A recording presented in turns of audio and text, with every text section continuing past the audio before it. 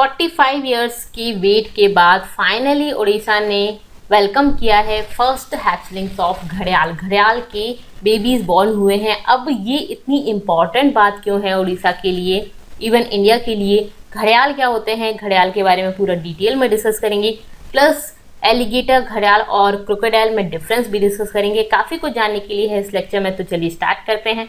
मैं हूँ Raksha Raghuvanshi and I welcome you to logical education.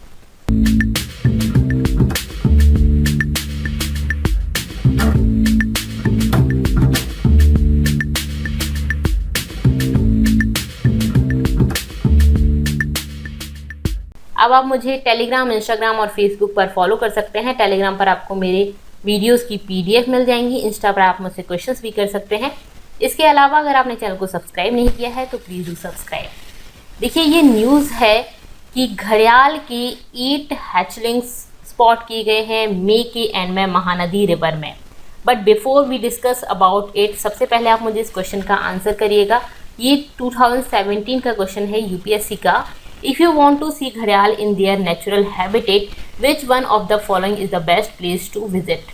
Okay, तो इसका आंसर आप मुझे कमेंट सेक्शन में जरूर बताइएगा। वीडियो के लास्ट में मैं इसका आंसर आपको बता दूंगी। ओके, अब स्टार्टिंग से स्टार्ट करते हैं। उड़ीसा में फर्स्ट टाइम घड़ियाल महानदी रिवर में 1975 में इंट्रोड्यूस किए गए थे। इसके बाद उड़ीसा ओनली स्टेट बन गया जिसके पास रेप्टाइल्स की तीनों स्पीसीज हैं, दैट इज घड़ियाल, मगर और क्रोकोडाइल। मगर को एलिगेटर भी बोला जाता है। बट जितने भी घड़ियाल इंट्रोड्यूस किए गए थे ओवर द ईयर्स उड़ीसा में, वो सभी डेड हो गए। They all are dead now. और इसी वजह से उड़ीसा ने 13 मोर घड़ियाल इंट्रोड्यूस किए इन पास्ट 3 ईयर्स। इनमें से ओनली 8 सर्वाइव्ड। जो 8 ने सर्वाइव किया, उनमें से 6 जो फॉरेस्ट डिपार्टमेंट है वो ट्रैक करता है इन घड़ियाल को, तो उनमें से जो 6 घड़ियाल थे, 8 में से 6, they are moved out of its radar. सिर्फ और सिर्फ 2 ही हैं जिनको अभी भी फॉरेस्ट डिपार्टमेंट ट्रैक कर रहा है। तो उड़ीसा काफ़ी टाइम से वेट कर रहा था, 40 ईयर्स से भी ज़्यादा से वेट कर रहा था कि जो घड़ियाल हैं उनका नंबर यहाँ पे नेचुरली ग्रो हो। नेचुरली कैसे कि मतलब उनके बच्चे हों, फिर उनके बच्चे, तो उस तरह से नेचुरली ग्रो हो। ऐसा नहीं कि दूसरे स्टेट से लाके अपने स्टेट में रख दिया, बट वो नेचुरली ग्रो नहीं हो रहे हैं। आधे उनमें से मर जा रहे हैं, तो वो सर्वाइव नहीं कर पा रहे हैं। तो वो उड़ीसा काफ़ी टाइम से चाह रहा था कि यहाँ पे जो घड़ियाल का नंबर है वो नेचुरली ग्रो हो, और फाइनली अब ऐसा हुआ है। तो काफ़ी गुड न्यूज़ है कि इनके जो हैचलिंग्स हैं वो स्पॉट किए गए हैं in the end of May. Okay, तो अब ये इतनी इंपॉर्टेंट बात क्यों है? क्योंकि जो घड़ियाल है वो क्रिटिकली एंडेंजर्ड स्पीसीज़ है। IUCN स्टेटस जिसका जो क्या है, क्रिटिकली एंडेंजर्ड है। और इनका जो हैबिटेट है, घड़ियाल का जो हैबिटेट है, that are under threat due to encroachment और फिशिंग। फिशिंग की वजह से क्यों?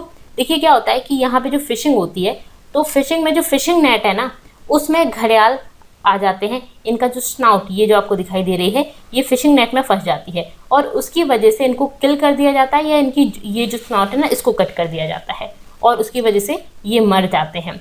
अब आपको मैं बता दूं कि घड़ियाल जो है वो ह्यूमन को हार्म नहीं पहुंचाते।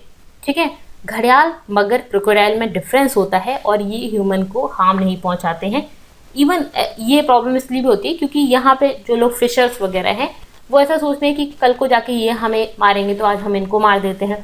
और ये क्यों प्रॉब्लम होती है? क्योंकि काफ़ी सारे लोगों को ये पता ही नहीं है कि ये ह्यूमन को नुकसान नहीं पहुँचाते। इवन मुझे भी नहीं पता था इस लेक्चर को बनाने से पहले। तो ऑब्वियस है काफ़ी सारी पॉपुलेशन ऐसी है जिनको ये बात नहीं पता होगी। ओके, तो जो घड़ियाल है, इसके अलावा एक और रीज़न भी है कि ये वीकर होते हैं क्रोकोडाइल और मगर से, और इस वजह से जब क्रोकोडाइल या मगर से इनकी फाइट होती है ना, तो ये सर्वाइव नहीं कर पाते, तो इसकी वजह से भी इनकी डेथ हो जाती है। एंड ऑफ मई में 28 हैचलिंग स्पॉट किए गए थे महानदी रिवर में नियर सतकोशिया रेंज।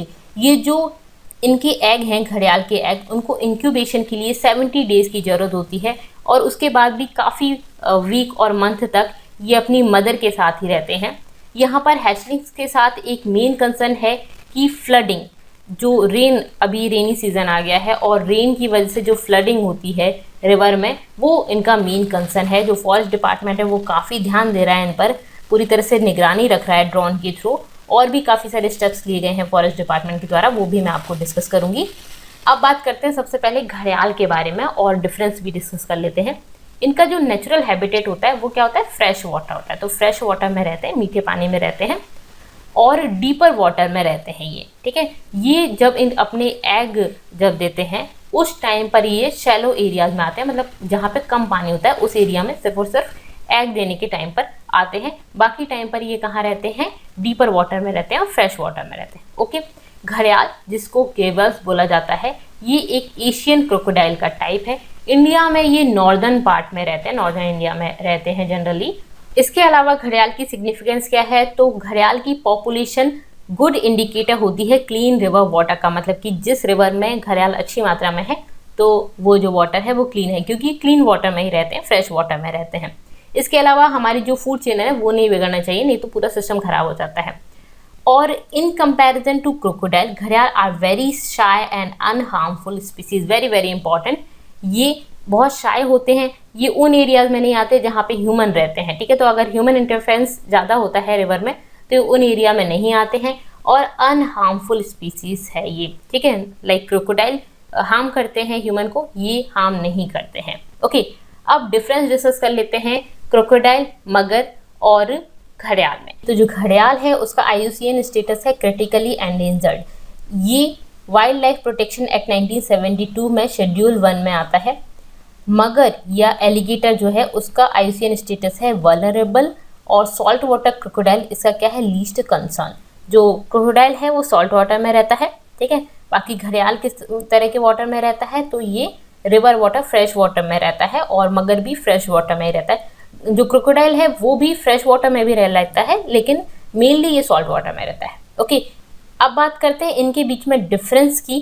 तो ये जो घड़ियाल है उसका जो स्नाउट है, ये जो आपको मुंह दिखाई दे रहा है, ये बहुत पतला होता है। ओके, घड़ियाल का जो एलिगेटर है, मगर है, उसका कैसा होता है, तो मोटा होता है और यू शेप में होता है। ओके, और क्रोकोडाइल का कैसा होता है, वी शेप में होता है। यहाँ पे आपको कलर दिखाई दे रहा है, इनके कलर सेम सिमिलर लग रहे हैं। एलिगेटर जो है उसका यू शेप का फेस है और जो क्रोकोडाइल है उसका वी शेप का है। और घड़ियाल का किस तरह का है, इसका बहुत पतला सा होता है। इसके अलावा और क्या डिफरेंस है, तो जो घड़ियाल हैं उनका फेस, ये आपको ऊपर वाला और नीचे वाला जबड़ा दिखाई दे रहा है, ये दोनों सेम होते हैं, इनका साइज सेम होता है। तो इसी वजह से आपको दिख रहा है ऊपर और नीचे वाले जो टीथ है ना वो ओवरलैप कर रहे हैं, मतलब कि दोनों दिखाई दे रहे हैं। सेम इसी तरह से क्रोकोडाइल का भी आपको दोनों दिखाई दे रहे होंगे, बट एलिगेटर का ये नीचे वाला जो फेस है, जो जबड़ा है, वो ऊपर वाले से थोड़ा सा छोटा है और इस वजह से आपको नीचे वाले के टीथ नहीं दिखाई दे रहे। तो ये डिफरेंस होता है इनमें। हालांकि जब इनके सामने जाएंगे तो अपन ये सब पता नहीं कर पाएंगे, बट स्टिल ये डिफरेंस होता है इनमें। ओके, अब डिस्कस करते हैं कि फॉरेस्ट डिपार्टमेंट ने क्या क्या स्टेप्स लिए हैं इन हैचलिंग्स के लिए। तो 6 फॉरेस्ट डिवीज़न में से 50 फॉरेस्टर्स जो हैं वो क्लोजली मॉनिटर कर रहे हैं इन हैचलिंग्स को। किस तरह से मॉनिटर कर रहे हैं, इन्होंने जो हैचलिंग्स हैं उनके हैबिटेट के पास में कैंप लगा रखे हैं। इसके अलावा ये जो वाटर बॉडीज़ हैं उन पर क्लोजली निगरानी रख रहे हैं। इसके अलावा ये जो आसपास के वहाँ पे विलेजेस हैं, 300 और विलेजेस यहाँ पे जो पास में हैं, उनमें अवेयरनेस फैला रहे हैं, उनके लोगों को बता रहे हैं कि जो घड़ियाल हैं वो आपको नुकसान नहीं पहुँचाएंगे और इनको प्रिजर्व करने में हमारी हेल्प करें, ठीक है। तो ये जो फिशर्स वगैरह आ जाते हैं, नुकसान पहुँचाते हैं, तो वो इनमें अवेयरनेस फैला रहे हैं कि आप उनको नुकसान मत पहुँचाइएगा। ओके, इसके अलावा इन्होंने प्राइज़ मनी भी बोला है कि 1000 रुपीज़ मिलेंगे एनी वन रेस्क्यूइंग घड़ियाल। कोई भी घड़ियाल को रेस्क्यू करता है तो उसको 1000 रुपये देंगे ये लोग। इसके अलावा इन्होंने कंपनसेशन की बात भी की है। जो फिशर्स जिनकी फिशिंग नेट ख़राब हो जाती है, डिस्ट्रॉय हो जाती है किसी भी रेप्टाइल की वजह से, तो उनको ये कंपनसेशन प्रोवाइड करेंगे। तो जिस वजह से ये लोग इनको मारे ना, तो ये स्टेप्स लिए हैं फॉरेस्ट डिपार्टमेंट ने, ओडिशा के फॉरेस्ट डिपार्टमेंट ने। अब यहाँ पे हमने ये लेक्चर डिस्कस किया। अब बात करते हैं उस क्वेश्चन की जो मैंने आपसे पूछा था। तो घड़ियाल का नेचुरल हैबिटेट अगर आपको देखना है तो आप इनमें से किस जगह पे विजिट करेंगे, तो यहाँ पे आंसर है B, Chambal river. National Chambal wild life sanctuary है। चंबल वाइल्ड लाइफ सेंचुरी या घड़ियाल वाइल्ड लाइफ सेंचुरी भी बोलते हैं, नेशनल चंबल घड़ियाल वाइल्ड लाइफ सेंचुरी, क्योंकि ये घड़ियाल के लिए फेमस है। तो ये tri state protected wild life sanctuary है। किस किस के लिए, 3 स्पीसीज के लिए। एक तो घड़ियाल, क्रिटिकली एंडेंजर्ड घड़ियाल।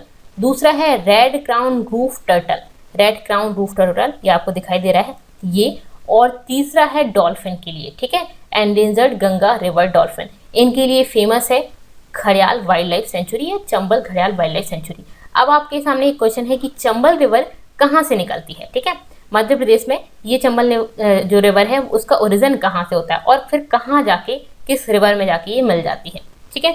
ये आपके सामने क्वेश्चन है, मुझे आंसर बताइएगा। अब ये लेक्चर हमारा फाइनली कंप्लीट हो गया है। आपको कैसा लगा मुझे जरूर बताइएगा। पसंद आया तो वीडियो को लाइक कर दीजिए, चैनल को सब्सक्राइब नहीं किया है तो इसको सब्सक्राइब कर लीजिए और अपने फ्रेंड्स के साथ शेयर करना ना भूलें। Thank you so much, thanks for watching.